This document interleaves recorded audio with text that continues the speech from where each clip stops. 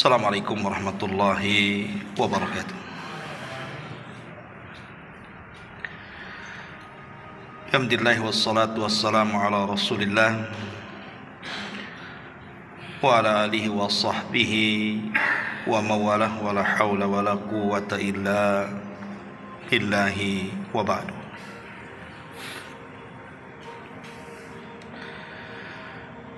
Hadirin dan hadirat yang dimuliakan Allah Subhanahu wa taala.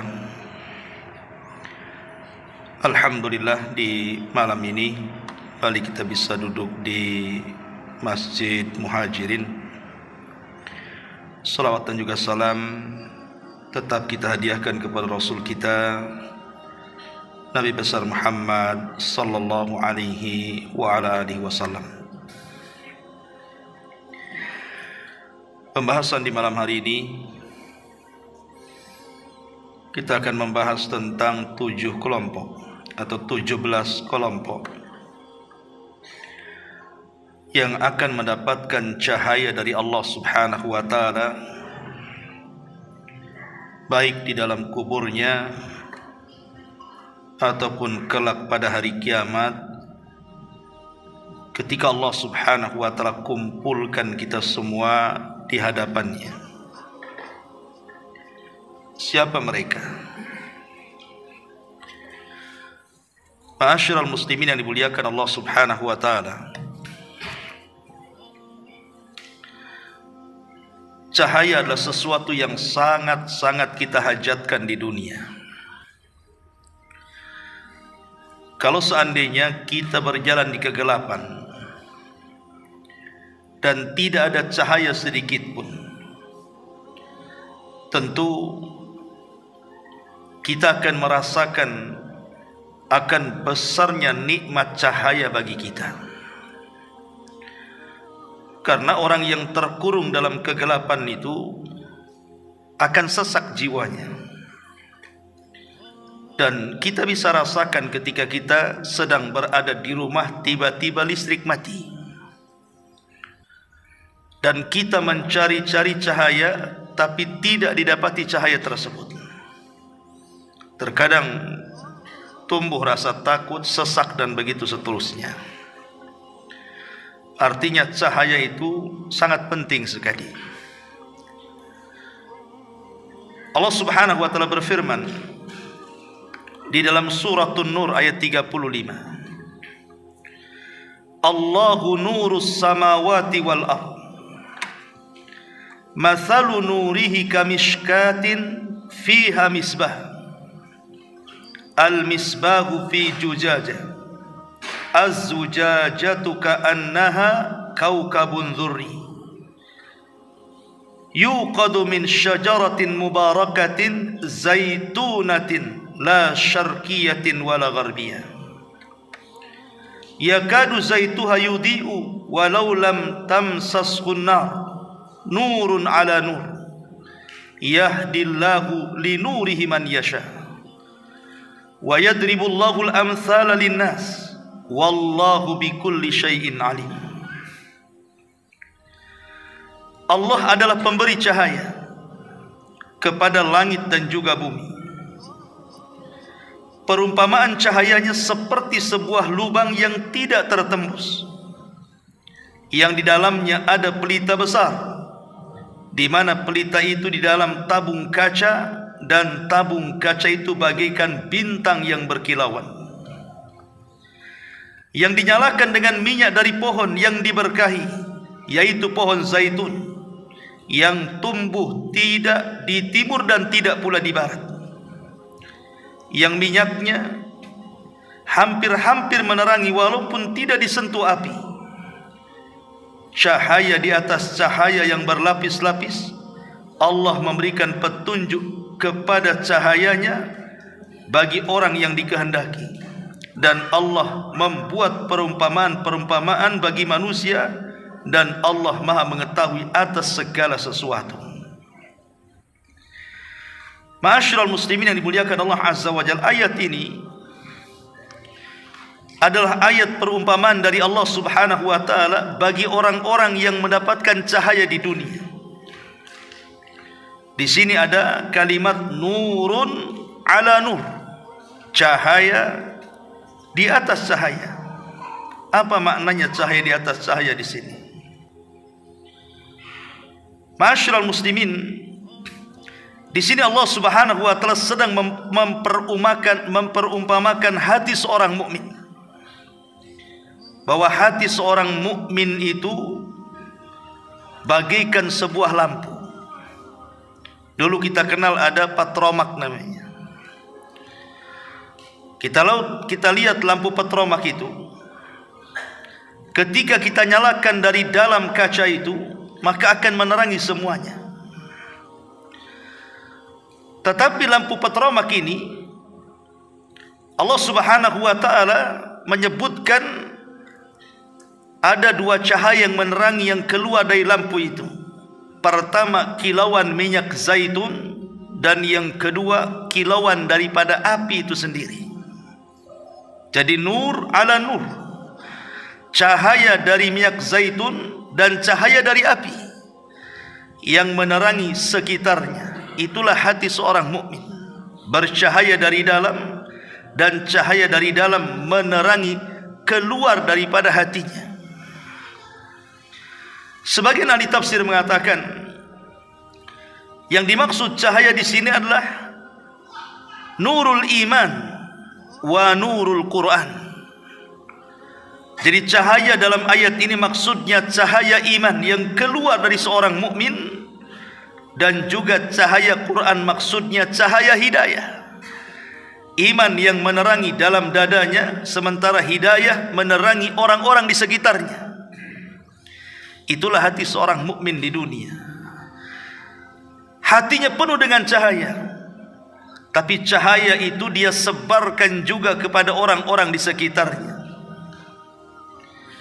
Ma'asyiral muslimin yang dimuliakan Allah Subhanahu wa taala, tentu kita tidak akan membahas cahaya seorang mukmin di dunia. Kita akan membahas cahaya-cahaya yang Allah Subhanahu wa taala akan anugerahkan bagi seorang mukmin dalam kuburannya dan kelak di akhirat setelah kematiannya. Ma'asyiral muslimin yang dimuliakan Allah Subhanahu wa taala, sedikit kita berlogika. Ketika di dunia hari ini, saya, Anda atau siapapun, kita memiliki rumah. Sebagian kita memiliki istri dan anak-anak serta tetangga. Bahkan teman-teman yang baik, baik di masjid atau di luar masjid. Anda bayangkan kalau seandainya tiba-tiba kemudian Allah wafatkan kita, kemudian Allah masukkan kita ke sebuah ruangan yang sempit hanya 1 meter kali 1,5 meter. Tiba-tiba kemudian kita diasingkan dari manusia, kemudian digelapkan lagi di dalamnya. Kira-kira perasaan kita seperti apa? Jangan lagi cerita kita diasingkan dalam kuburan kita. Seandainya kita dipenjarakan di satu ruangan, tidak ada manusia yang mengunjungi kita, tidak ada kipas, tidak ada AC, tidak ada TV, tidak ada handphone. Kita hanya sendirian di situ. Lampu pula digelapkan di situ. Mungkin kita tidak akan tahan lama dalam ruangan itu. Tetapi kalau seandainya ada sedikit cahaya dalam ruangan itu, tentu akan melegakan hati kita. Apalagi kalau cahaya itu kemudian betul-betul menerangi dalam kuburan kita, tentu akan lebih menenangkan lagi. Ini baru cerita kubur nih, belum cerita akhirat. Makanya seorang mukmin itu sangat berhajat kepada cahaya, baik di dunia, baik dalam kuburnya, ataupun kelak di akhirat setelah kematiannya. Tidak memperpanjang mukaddimah, yang pertama di antara sebab-sebab orang akan mendapatkan cahaya adalah al-imanu billah, beriman kepada Allah Subhanahu wa taala, menjauhi kemunafikan. Di dalam Al-Quranul Karim, tepatnya dalam surah Al-Hadid ayat 12 sampai 15, Allah Subhanahu wa taala berfirman, yauma taral mu'minina wal mu'minati yas'a nuruhum baina aydihim wa bi aymanihim busyrakumul yauma jannatun tajri min tahtihal anhar khalidina fiha dzalikal fawzul adzim. Yauma yaqulul munafiquna wal munafiqat lilladzina amanu unzuruna naktabis min nurikum qila irji'u wara'akum faltamisu nuran fadhuriba bainahum bisurin lahu babun batinuhu fihi rahmatun wa zahiruhu min kibalihil adzab. Allah Subhanahu wa taala mengatakan, pada hari ketika kamu melihat orang-orang yang beriman, baik laki-laki atau perempuan, sedang cahaya mereka bersinar di hadapannya, kemudian bersinar di belakang kanan mereka, dikatakan kepada mereka pada hari itu, ada berita gembira untuk kalian. Maksudnya sorga yang mengalir di bawahnya sungai-sungai yang kamu akan kekal di dalamnya. Itulah keberuntungan yang besar. Tapi pada hari itu ketika orang-orang munafik laki-laki dan perempuan berkata kepada orang-orang yang beriman, tunggulah kami supaya kami dapat mengambil sebagian dari cahayamu. Dikatakan kepada mereka, kembalilah kamu ke belakang, carilah cahaya sendiri. Lalu diadakan di antara mereka dinding yang mempunyai pintu, di sebelah dalamnya ada rahmat, dan di sebelah luarnya disitulah ada azab Allah Subhanahu wa ta'ala. Ayat ini menjelaskan tentang perjalanan dua kelompok kelak di titian Siratal Mustaqim. Jadi ketika semua proses sudah dilalui, mulai daripada syafaat, kemudian hisab, kemudian timbangan, kemudian pengambilan catatan dan macam-macam peristiwa, dan orang-orang kafir sudah dimasukkan ke dalam neraka, maka sisa dua kelompok. Pertama orang-orang yang beriman, yang kedua orang-orang munafik. Kenapa orang-orang munafik? Mereka tidak dimasukkan seperti orang kafir ke dalam neraka, tapi dilewatkan kepada titian. Di sini Allah Subhanahu wa taala hendak membalas mereka karena ketika di dunia mereka suka menipu Allah, menipu orang-orang yang beriman, maka sekarang mereka akan ditipu Allah dan orang-orang yang beriman di titian itu. Al jaza min jinsil amal. Jadi ketika kemudian jembatan itu betul-betul dibentangkan di antara neraka jahanam, disitulah orang-orang yang beriman akan diberikan cahaya sebagaimana amalan mereka di dunia. Ada cahayanya terang sekali, ada yang juga redup sekali, tapi tetap diberikan cahaya sesuai dengan amalannya. Lah orang-orang munafik diberikan cahaya tetapi kadang bercahaya, kadang pula gelap. Lah ketika orang-orang munafik mulai kemudian meniti titian itu, tiba-tiba kemudian cahayanya hilang. Sementara orang-orang yang beriman, mereka tidak pernah padam cahaya itu. Kemudian di tengah titian itulah orang-orang munafik menghadang orang-orang yang beriman dan mengatakan, "Umdzuruna naktabis min nurikum." Bisa enggak aku berjalan dengan kalian? Aku ikut cahaya kalian. Tetapi orang-orang yang beriman tidak mau tertipu dengan orang munafik. Mereka mengatakan, "Irji'u wara'akum faltamisu nura." Oh, tidak bisa. Kalau engkau ingin mendapatkan cahaya, balik lagi kau ke belakang. Ketika orang-orang munafik ini kemudian balik ke belakang, tiba-tiba Allah Subhanahu wa taala kemudian Allah katakan, "Fadhuriba bainahum bisurin lahu babun batinuhu fihi rahmah wa zahiruhu min kibalil adzab." Lalu kemudian dibuat di antara mereka dinding yang mempunyai pintu. Di sebelah dalamnya ada rahmat, dan di sebelah luarnya dari situlah ada siksa Allah Subhanahu wa taala. Ketika pintu itu dibuka, rupanya dia harus masuk ke dalam jahanam. Nauzubillah. Maka dari sini ikhwatu fillah muliakan Allah Subhanahu wa taala, sebab pertama mendapatkan cahaya adalah al-iman. iman kepada Allah Subhanahu wa taala dan jauhi kemunafikan. Kemudian yang kedua, hifdzus salawat, menjaga salat-salat 5 waktu, terkhusus salat fajar. Disebutkan dalam hadis Abi Malik Al-Asy'ari radhiyallahu anhu, dia mengatakan, Rasul mengatakan, as-salatu nur, salat itu cahaya. Salat itu cahaya. Kata para ulama, dikatakan bahwa fa inna mimma yunawwiru qabral muslim al-a'malus salihatu kulluha wa khassatun as-salatu was-sabr. Amalan-amalan yang bisa memberikan cahaya bagi seorang mukmin dalam kuburannya adalah seluruh amal saleh, terkhusus salat dan sabar. Karena Allah Subhanahu wa taala mengatakan wasta'inu bis-sabri was-salah. Mintalah pertolongan kepada Allah dengan salat dan sabar. Dan Nabi SAW mengatakan was-salatu nurun, dan salat itu adalah cahaya. Maka orang yang banyak melakukan salat di dunia, maka dia akan paling terang cahayanya pada hari ketika Allah wafatkan dan dimasukkan ke dalam kuburnya. Nabi SAW mengatakan wafsah lahu fi qabrihi wa nawwir lahu fihi. Luaskan kuburannya, hantarkan cahaya ke dalamnya. Ma'asyiral muslimin yang dimuliakan Allah Subhanahu wa taala, maka amalan yang kedua, perbanyak salat. Bahkan Nabi SAW mengatakan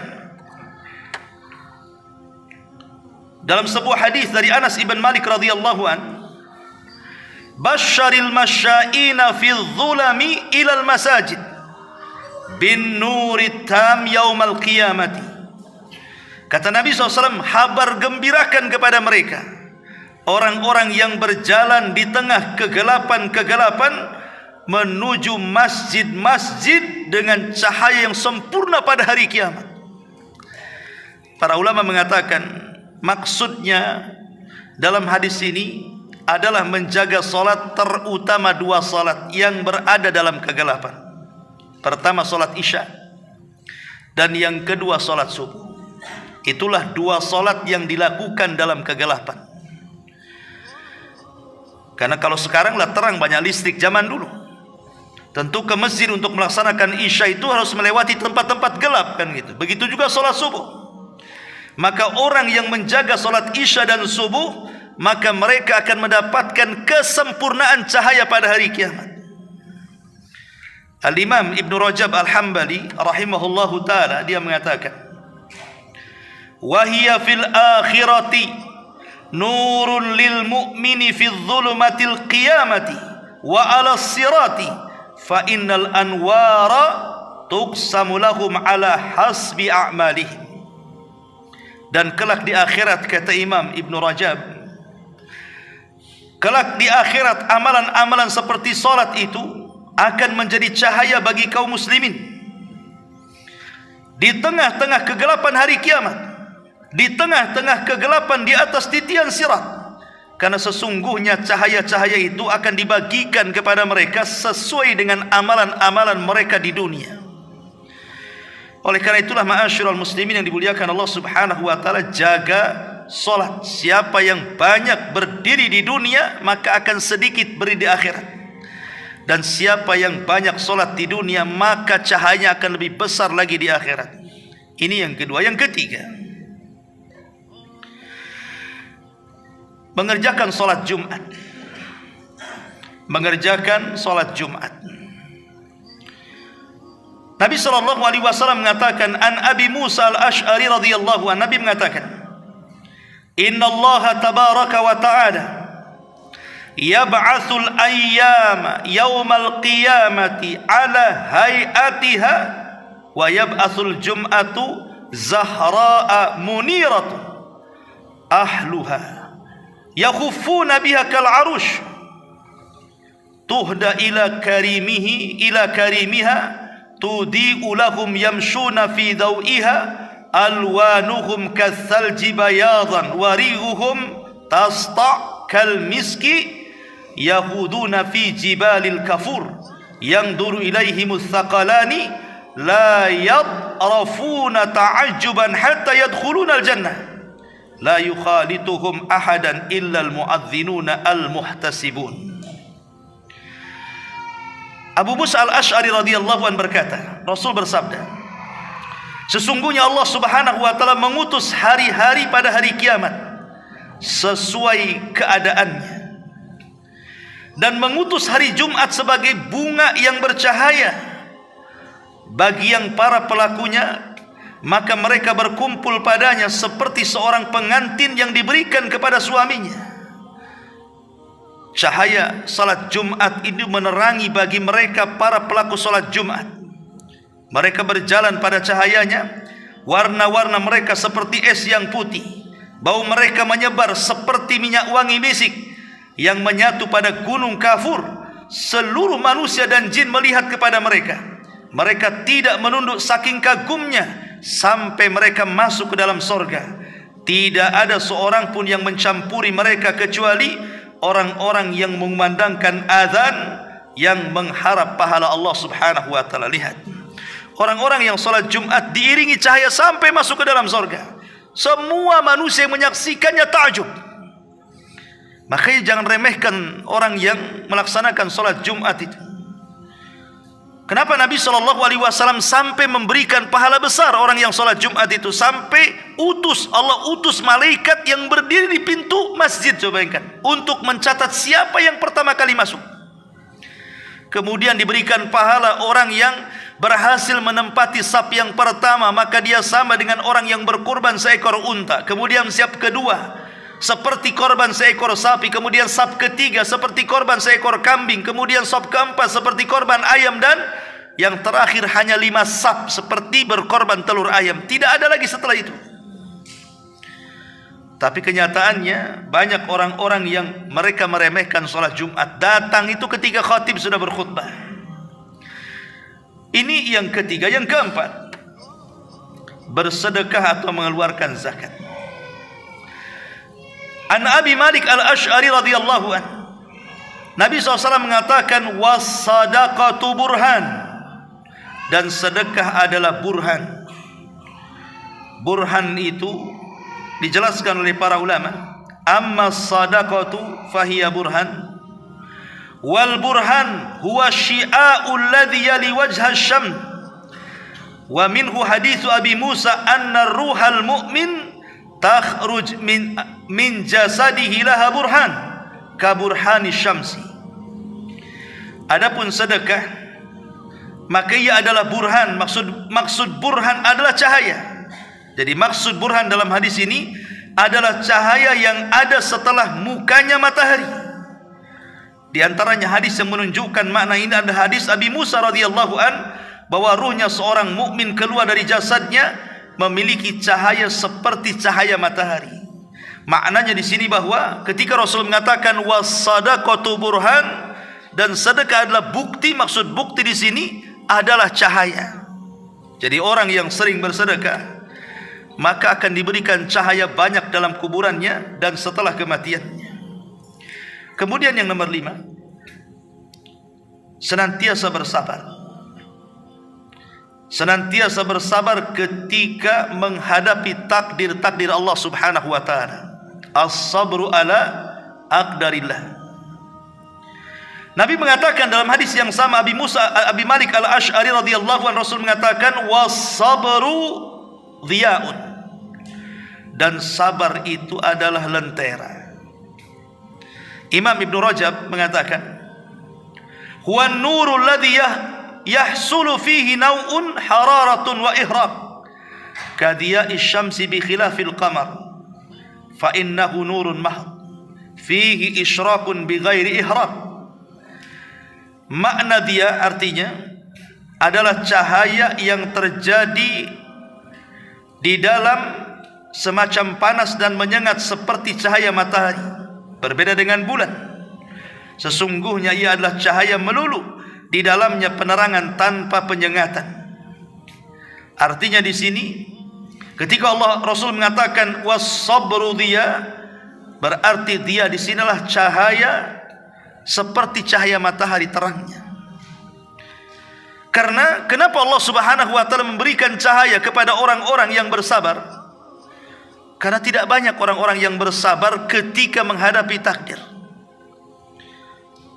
Ketika menghadapi takdir manusia itu kan bermacam-macam ya kan. Menghadapinya ada yang memang betul-betul tulus sehingga dia sabar. Bahkan ada yang sampai kepada tingkat syukur lagi. Itu memang jarang yang seperti ini.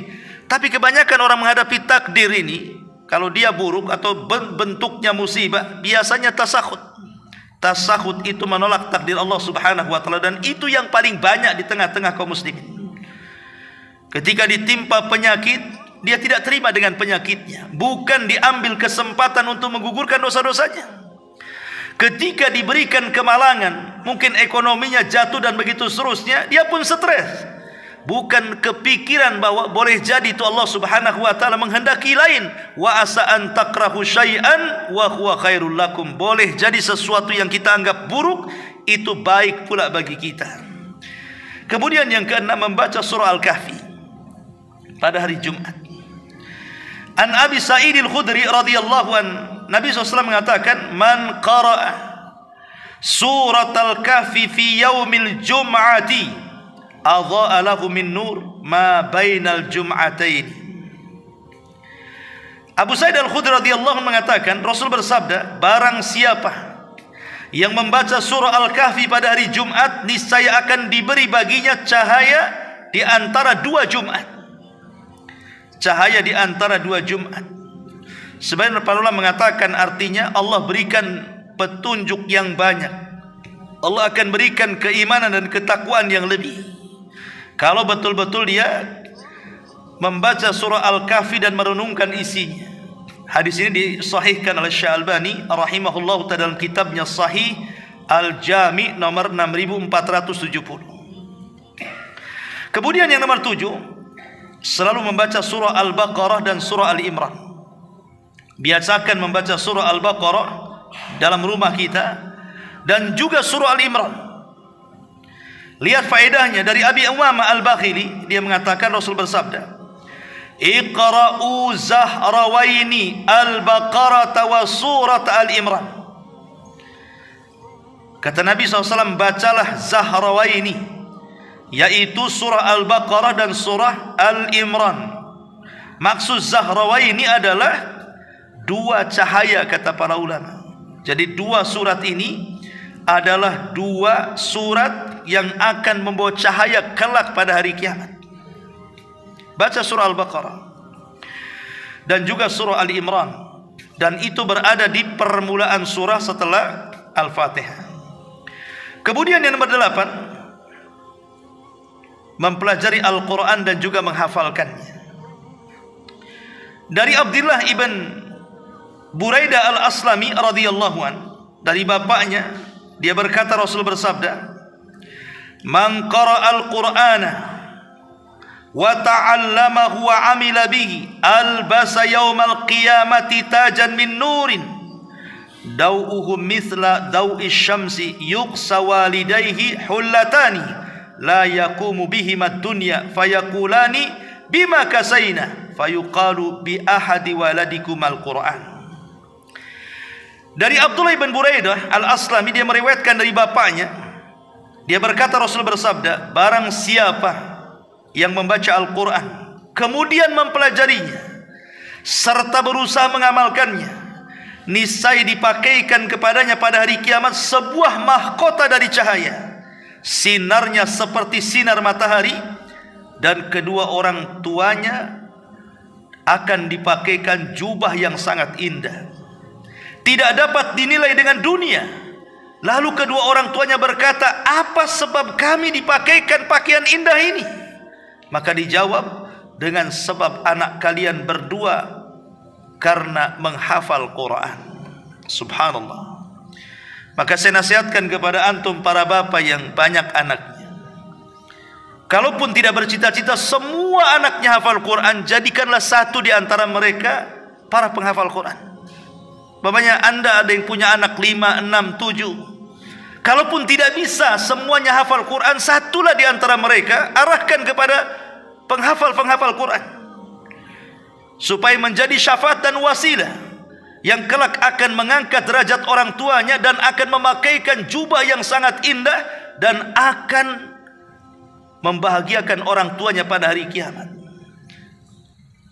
Apalagi kalau umpamanya ada potensi dari anak kita itu, nampaknya anak yang satu ini cerdas, mungkin kecerdasannya di atas rata-rata. Ini kesempatan, masukkan kepada pondok-pondok tahfidz Al-Quran, supaya satu di antara mereka adalah yang membanggakan orang tuanya pada hari kiamat. Ini yang nomor 8. Yang nomor 9, berjihad di jalan Allah Subhanahu wa taala. Allah Subhanahu wa taala mengatakan dalam surah Al-Hadid 19, "Walladzina amanu billahi wa rusulihi ulaika humus siddiquna wasyuhada inda rabbihim lahum ajruhum wa nuruhum walladzina kafaru wa kadzdzabu biayatina ulaika ashabul jahim."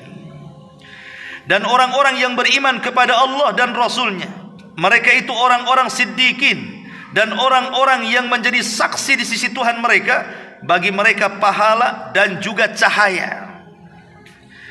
Maksud syuhada, saksi di sini artinya asy-syuhada alladzina qutilu fi sabilillah. Kata Imam At-Tabari, maksudnya syuhada di sini orang-orang yang menjadi saksi, mereka adalah orang-orang yang terbunuh di jalan Allah alias mati syahid. Maka mereka akan mendapatkan cahaya. Kata Rasul, "Man rama bisahmin fi sabilillah kana lahu nuran yaumal qiyamah." Barang siapa melepaskan sebuah panah dalam berjihad di jalan Allah, maka bagi dia cahaya pada hari kiamat. Minimalnya kalau kita tidak berjihad, karena mungkin di antara kita juga tidak semua pemberani, karena amalan jihad ini amalan berat. Kutiba alaikumul qital wa huwa kurhul lakum. Diwajibkan atas kalian berperang, dan itu membuat tidak suka kalian. Ya, karena jihad itu perlu keberanian. Tapi minimalnya, walaupun kita tidak punya keberanian berjihad, tanamkan dalam hati kita ini bahwa kita akan berjihad. Minimal punya niat. Ya. Sebab orang yang tidak punya niat dalam hatinya berjihad, maka hatinya dipenuhi dengan kemunafikan. Kemudian yang nomor 10, selalu berbuat adil, terutama bagi para pemimpin. Tinggalkan kezaliman. Nabi SAW mengatakan dalam hadis Jabir bin Abdullah radhiyallahu an, "Ittaquz zulma fa inna zulma zulumatun yaumal qiyamah. Wattaqus syuha fa inna syuha ahlaka man kana qablakum. Hamalahum ala an safaqud dima'ahum wastahallu baharimahum." Kata Nabi, jauhilah kezaliman, karena sungguh kezaliman adalah merupakan kegelapan-kegelapan pada hari kiamat. Orang zalim tidak akan diberikan cahaya. Maknanya orang adil akan diberikan cahaya. Kemudian jauhi sifat-sifat bakhil, karena sesungguhnya sifat bakhil telah menghancurkan orang-orang sebelum kalian, menjadikan mereka menumpahkan darah dan menghalalkan yang diharamkan Allah Azza wa Jalla. Itulah bahaya bakhil. Gara-gara bakhil itu orang saling sikat-sikut, bunuh sana, bunuh sini, bahkan tak jarang menghalalkan yang diharamkan Allah Subhanahu wa taala. Ma'asyiral muslimin yang dimuliakan Allah Subhanahu wa taala, Imam An-Nawawi ketika memberikan sarahan hadis ini, beliau mengatakan, "Huwa 'ala zahirihi fayakunu dhulumat 'ala sahibihi la yahtadi yaumal qiyamah sabila hatta yas'a nurul mu'min baina aydihim wa bi aymanihim." Kata Imam Nawawi rahimahullahu ta'ala, beliau menukilkan perkataan Qadiyat, maksudnya hadis ini dibawa kepada zahirnya, gelap ya gelap maksudnya, maka ia akan kena kegelapan untuk pelakunya, tidak akan mendapatkan petunjuk jalan pada hari kiamat. Na'udzubillah. Artinya orang-orang yang zalim itu betul-betul akan mendapatkan kegelapan, dan khususnya tentu para pemimpin. Ya, karena kezaliman yang paling banyak itu biasanya dikonsumsi para pemimpin. Kenapa demikian? Karena kekuasaan di tangannya. Dia bisa dengan kekuasaan itu melakukan kezaliman di mana-mana. Kemudian yang nomor 11, bagi yang haji tentunya, menunaikan haji saat melempar jumrah. Nabi mengatakan, "Idza ramaital jimara kana lahu nuran yaumal qiyamah." Jika kamu melempar batu-batu jumrah, baik jumrah wusta atau aqabah atau sughra, maka niscaya bagimu cahaya pada hari kiamat. Kemudian juga yang nomor 12, menggundur rambut ketika tahalul haji. Nabi SAW mengatakan, "Wa idza halaqa ra'sahu falahu bikulli sya'ratin saqatat min ra'sihi nurun yaumal qiyamah." Apabila dia mengundur rambutnya, maka ia memiliki pada setiap helai rambut yang jatuh itu dari kepalanya akan menjadi cahaya pada hari kiamat. Maka beruntunglah orang-orang yang haji, maka mereka bisa mengumpulkan cahaya sebanyak-banyaknya pada hari kiamat. Kemudian yang nomor 13, orang-orang yang menuntut ilmu syar'i seperti anda-anda ini, datang ke majelis ilmu kemudian duduk mendengarkan kajian. Dari hadis Abu Hurairah radhiyallahu anhu, Rasul mengatakan, "Man salaka tariqan yaltamisu fihi ilma sahhalallahu bihi tariqan ilal jannah."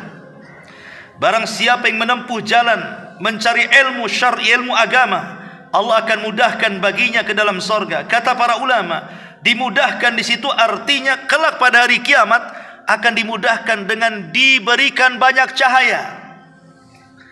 Orang kalau berjalan di atas cahaya akan mudah, tapi orang berjalan di atas kegelapan, macam mana dia akan sampai?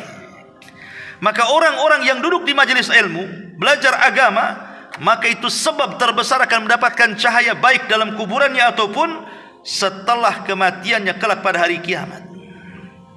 Ma'asyiral muslimin yang dimuliakan Allah Azza wa Jalla, makanya Imam Syafi'i rahimahullahu taala,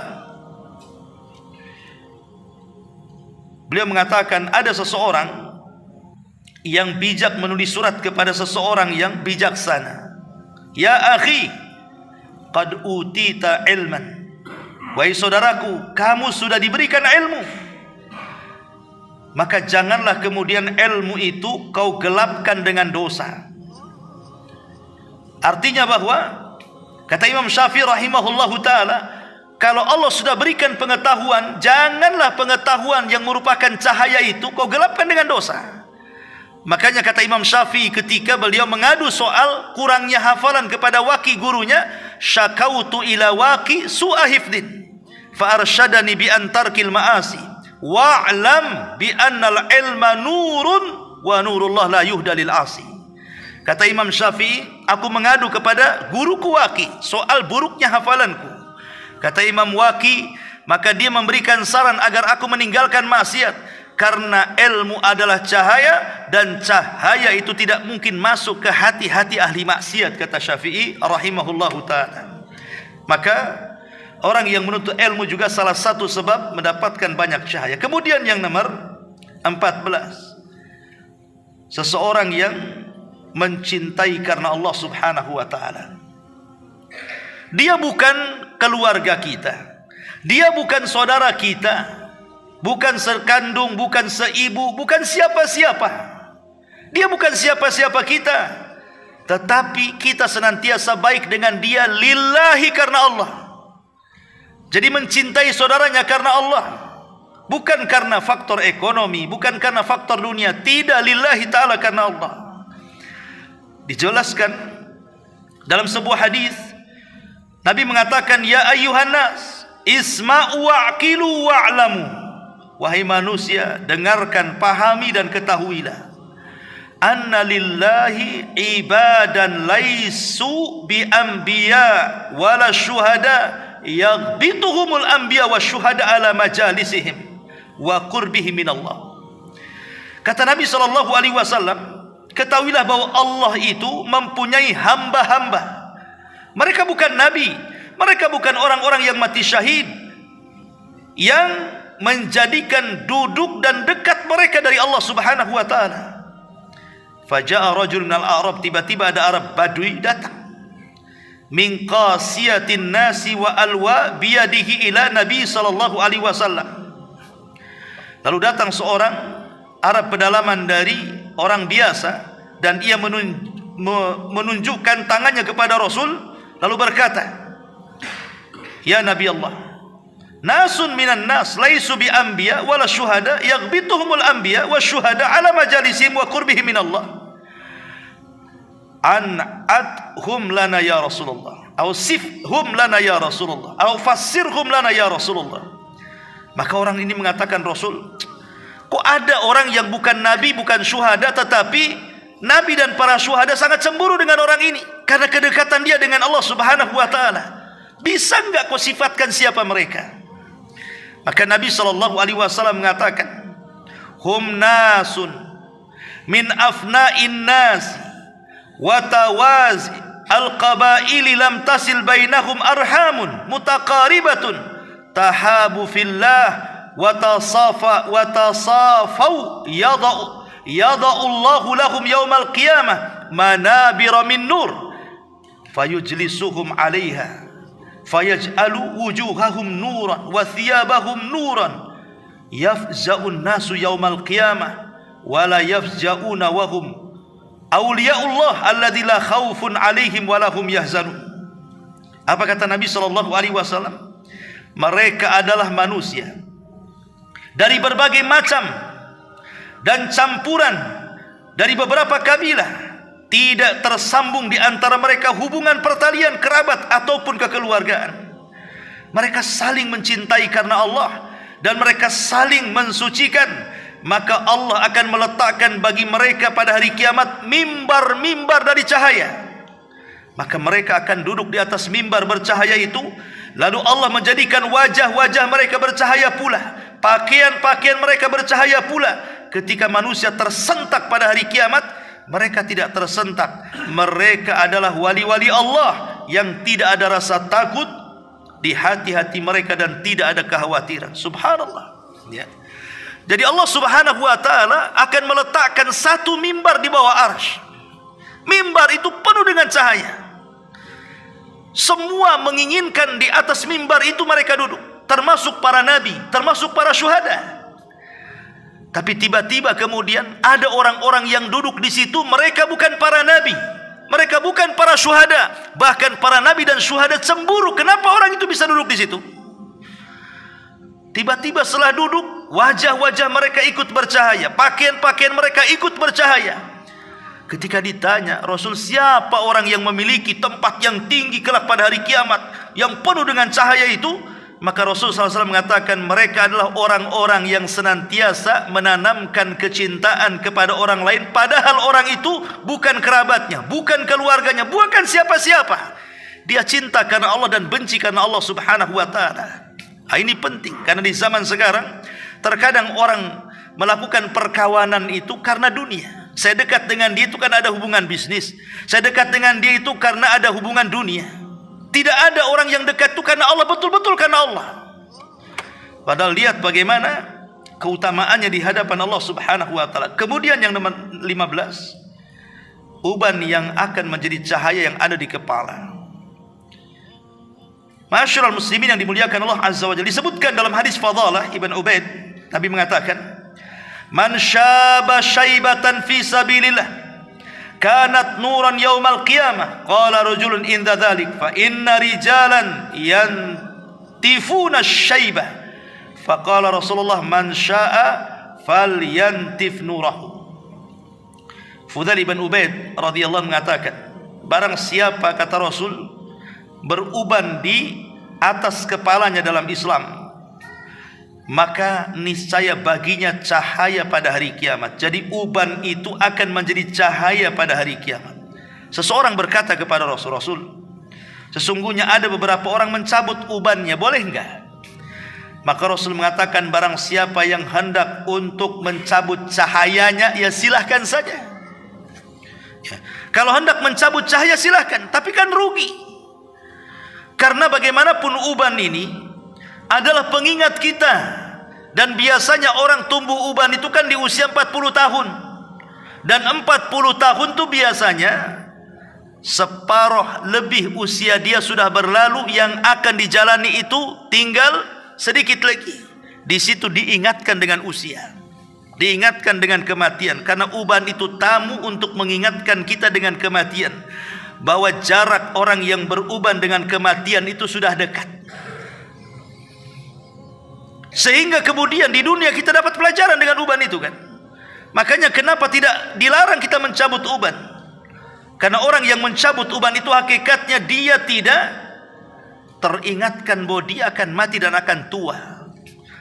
Allahu khalaqakum min dha'fin thumma ja'ala min dha'fi quwwatan thumma ja'ala min ba'di quwwatin dha'fan wa syaibah.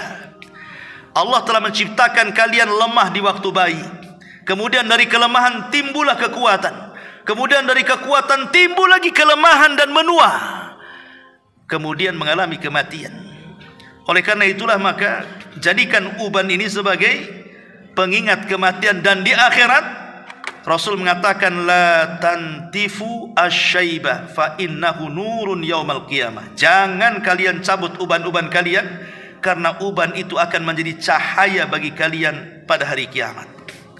Kemudian yang nomor 16, menyambung hubungan dengan kawan-kawan baik orang-orang tua yang sudah meninggal. Jadi kawan-kawan orang tua yang sudah meninggal, kita dulu punya orang tua masih hidup, punya orang tua kita ini punya kawan. Orang tua meninggal, maka hubungkanlah hubungan baik kita dengan kawan orang tua kita yang sudah meninggal. Nabi SAW mengatakan dari hadis Ibnu Umar radhiyallahu anhuma, mar'a Arabi fi safarin, kata Abdullah ibn Umar, seorang dari pedalaman berpapasan saat safar. Ya. Lah kebetulan orang ini siddiqon li Umar. Jadi dulunya dia kawannya Umar bin Khattab, sekarang berpapasan dengan anaknya Ibnu Umar dan Umar sudah meninggal.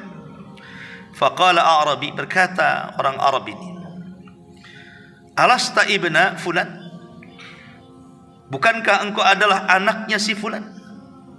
Qala, maka ia menjawab, ya betul. Fa amara lahu Ibnu Umar bihimarin, maka Abdullah ibn Umar memerintahkan untuk memberikan keledai karena beliau memintanya, lalu diberi. Kawannya mengatakan, wah Ibnu Umar, beliau orang Badui, cukup kau kasih serban saja, kenapa kau kasih pula keledai pula sama dia? Maka kemudian Ibnu Umar mengatakan, aku mendengar sabda Nabi SAW, ihfad wudda abik. Kata Ibnu Umar radhiyallahu an, jagalah kawan baik orang tuamu. La taqta'uh, jangan kau putuskan.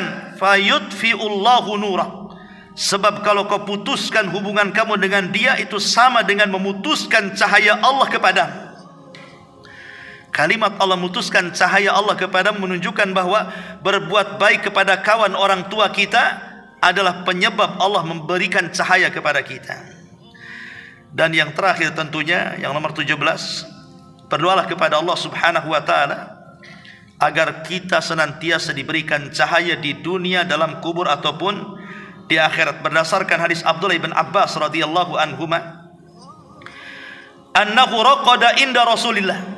Jadi beliau Ibnu Abbas satu hari dia pernah menginap di rumah Rasulullah. Kemudian fastaiqadha fatasawwaka wa tawaddaa, maka Rasul pun kemudian bangun, kemudian bersiwak, kemudian berwudu. Wa huwa yaqul, dan dia mengatakan, inna fi khalqis samawati wal ardh wa ikhtilafil laili wan nahar la ayati liulil albab. Sesungguhnya pada penciptaan langit dan bumi dan adanya pergantian siang dan malam itu ada tanda-tanda bagi orang yang berfikir. Maka Nabi SAW kemudian membaca sampai selesai ayat-ayat ini.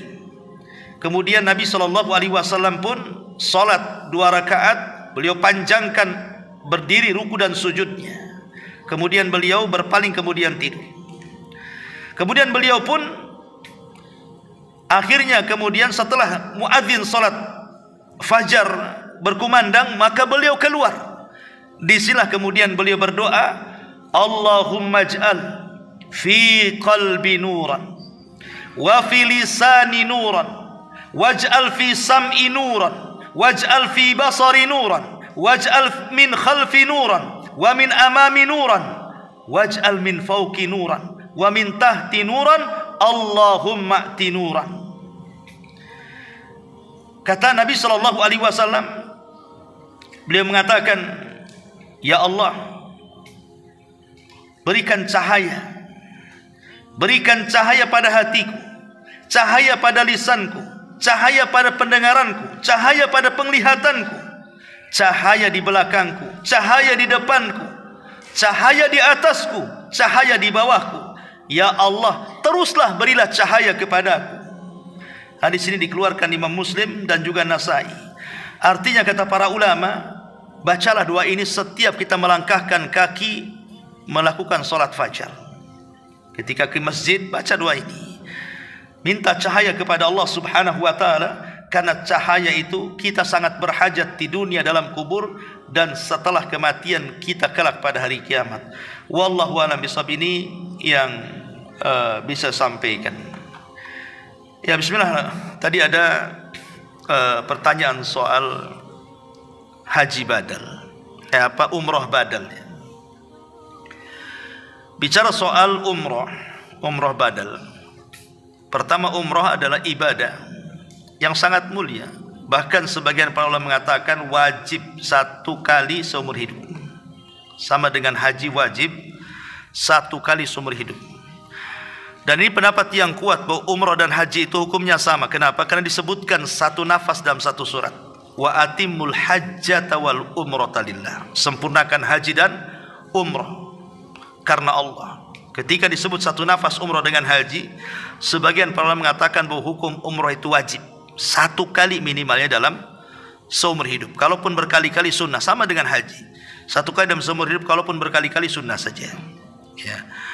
Dan umrah juga adalah yanfiyanil faqra, bisa menghilangkan kefakiran. Jadi tidak perlu takut orang umrah itu tidak balik lagi duitnya. Pasti Allah akan balikan duitnya. Karena bisa menghilangkan kefakiran, kata Rasul. Karena kita akan menjadi tamu-tamu Allah di Mekah sana, di Baitullah, di rumah Allah Azza wa Jalla. Maka apapun hajat yang kita doakan di sana pasti dikabulkan. Tapi sekarang masalahnya bukan cerita tentang fadilah umrah, tetapi hukum tentang umrah badal. Sebagian para ulama mengatakan bahwa umrah badal dibolehkan. Tidak ada masalah umrah badal itu. Dan yang dibadali itu dia sanggup secara materi. Dia bisa umrah sebenarnya. Tetapi karena mungkin sakit, stroke atau apa yang menjadikan dia tidak bisa bergerak. Dia punya biaya tapi tidak bisa berangkat. Maka dananya dia boleh kemudian diberikan kepada yang membadalkannya. Biar dia yang umrah kemudian diniatkan kepada orang yang sakit tadi. Dengan catatan orang yang membadalkan umrah itu sudah umrah. Yang membadalkan umrah sudah umrah. Ya, artinya dia sudah umrah, selesai umrah. Ya, kias kepada orang yang badal haji. Orang yang badalkan haji harus haji. Karena ada seorang sahabat yang tawaf di sekitar Ka'bah, dia mengatakan labbaika Allahumma labbaika an subrumah. Aku penuhi panggilanmu ya Allah, aku penuhi panggilanmu ya Allah, dan aku berhaji ini untuk orang namanya Subrumah. Kata Rasul, siapa Subrumah itu? Kenapa kau talbiyah menyebut-nyebut nama Subrumah? Maka dia mengatakan akhun li, dia saudaraku wahai Rasul Subrumah itu. Kemudian Rasul mengatakan hujja'an nafsika thumma hujja'an Subrumah. Haji dulu kamu, baru kau hajikan si Subrumah itu. Termasuk juga dikiaskan kepada umrah. Umrah dulu baru mengumrahkan orang lain. Artinya bahwa badal umrah itu harus umrah dulu, orang yang membadalkannya. Tentang kemudian bagaimana kalau badal umrah itu kepada orang tua yang sudah meninggal, ini menjadi khilaf ulama. Apakah badal umrah kepada orang yang meninggal itu sampai ataukah tidak sampai? Terjadi panjang para ulama khilaf. Ya, tapi Allahu a'lam, pendapat yang kuat boleh membadalkan umrah bagi orang tua yang sudah meninggal. Kalau memang dia apalagi dulunya pernah berwasiat ataukah pernah bernazar, sekalipun tidak berwasiat dan tidak bernazar, kalau seorang anak membadalkan umrah yang sudah meninggal dari orang tuanya, insya Allah tidak ada masalah. Ya, walaupun sekali lagi ada khilaf, kita tidak mengingkari ada khilaf. Ya, wallahu a'lam. Ya, semoga yang umrah dimudahkan perjalanannya sampai Mekah dan pulang ke Indonesia. Subhanakal bihamdika asyhadu an la ilaha illa anta astaghfiruka wa atubu ilaik. Allahu taala alam. Assalamualaikum warahmatullahi wabarakatuh.